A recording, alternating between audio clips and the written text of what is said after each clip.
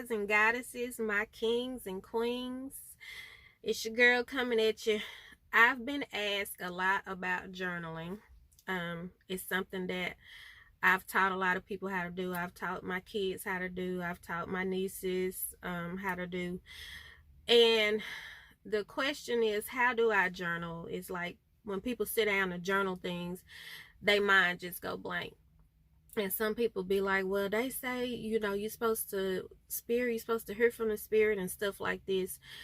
Journaling is not supposed to be a hard task. It's not supposed to be something that you just sit and just try to come up with something to write. Journaling is mostly whatever is on your mind, that's what you write about in that moment, whether you angry, whether you sad, whether you happy.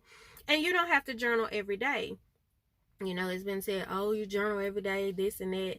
You can journal once a month, once a week. It's just whenever you feel like writing. But when it comes to, like, if you're dealing with certain situations, journaling is the best way to get you through those situations. I've been journaling for about, I'm going to say about 4 years now.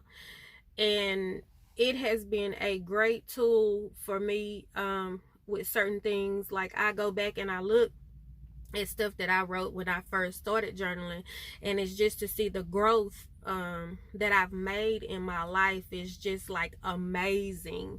And even journaling is a part of setting goals and manifesting things. Like, when you set goals, don't make big crazy goals that you're not gonna do. Just start out with something small, and you don't have to set 5 goals. You can set one goal, because sometimes one goal can take you a year to get to, or 2 years to get to.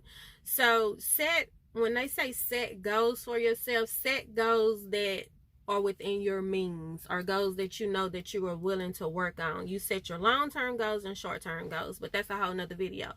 But anyway, when you journal, you just sit down and write whatever comes to mind. Don't worry about if you're spelling words wrong. Don't worry about punctuation. Just write.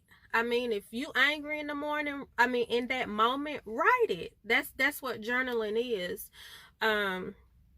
But like I said, when I go back and I look at the things that I wrote from years ago to where I am now in life, it's just like, wow. Or, some things, goals that I set, and I've met those goals. And not all the time, some of the goals that I set did I meet within that time frame that I wanted to meet.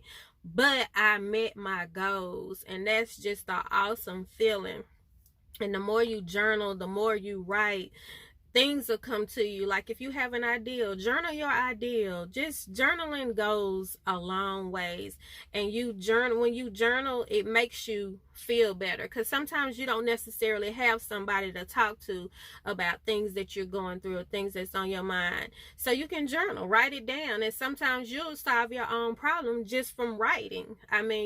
We all have questions that we ask ourselves. Write that question down, and then just sit and think, okay, I asked myself this, but what can I do to fix this? Because we all are given the tools in life to get through life, but it's a matter of sitting down, being still, and listening. And when they say listen, it's not like you listening for some big major spiritual voice to come in and say anything to you, or when we listen for our ancestors, sometimes it's not going to be in their voice. It's the voice in your head. But you have to learn how to discern between, okay, is this spirit, or is this just a crazy thought that I'm having? All that goes into play when you're journaling and listening for what comes to you. But like I say, journaling is a major tool in life, a major breakthrough. That's your talking to. If you need somebody to talk to, get that pen and paper and go to talking to that pen and paper. And don't get distracted. We have distractions sometimes, and you don't have to sit and journal and write for 30 minutes, an hour. You can sit and journal for 2 minutes, 1 minute.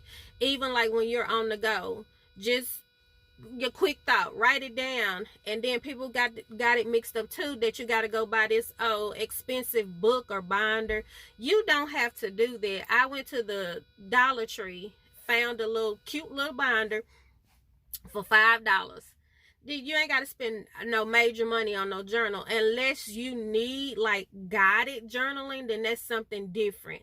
But when you start off, I would say start off with just a simple notebook. You can go to the Dollar Tree, find your dollar notebook. Five Below, the new store, they have some really cute like journaling notebooks for $5. But when you're starting off, just start off with something cheap. Don't start off with going to buy these $20 and $30 journals unless, like I said, you need guided journaling. And with the guided journaling, it goes into, you know, it'll ask you a question and you answer those questions, or it may say set 3 goals today and you set those goals, and it's like, well, did you conquer those goals today? So that's guided journaling, where somebody else is kind of helping you think and write.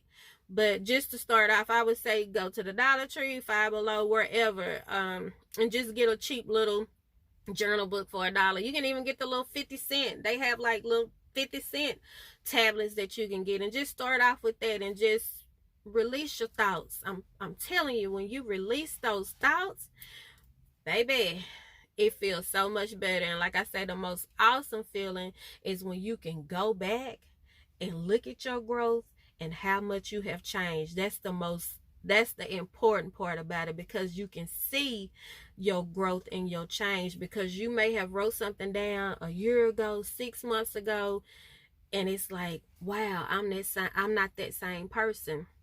Oh, wow, that's no longer going on in my life. But I want to encourage each and every one of you, my kings, queens, guys, goddesses, and teach your kids how to journal, because our kids be going through stuff, baby. This day and age, teach them babies how to write what's on their mind, and it ain't none of your business what they write, but that's just a way for them to release some stuff that they got in them that they may not have nobody to talk to. But the most important thing about being a parent is you need to build a relationship with your kids and talk to your kids so that they'll feel comfortable talking to you, and just let them know, you know, mama and daddy may get upset at what you got to tell us, but it's okay to tell us, because your kids need to know that you're there for them, especially this day and age. Your kids, your nieces, your nephews, whatever kids are around you, they need to know that you're there for them, because the kids are going through just as much as we going through. So just make it a family thing. Get them some little tablets and let them journal, you know, and write their little thoughts down. Y'all can journal as a family. But like I said, I just want to make this quick video and encourage y'all to start journaling, because there's so much going on and a lot of us don't have nobody to talk to, but you can talk to that pen and paper. But anyway, I want to wish each and every one of my peeps peace, blessings, love, and prosperity. And I'll see you guys in the next video. Peace.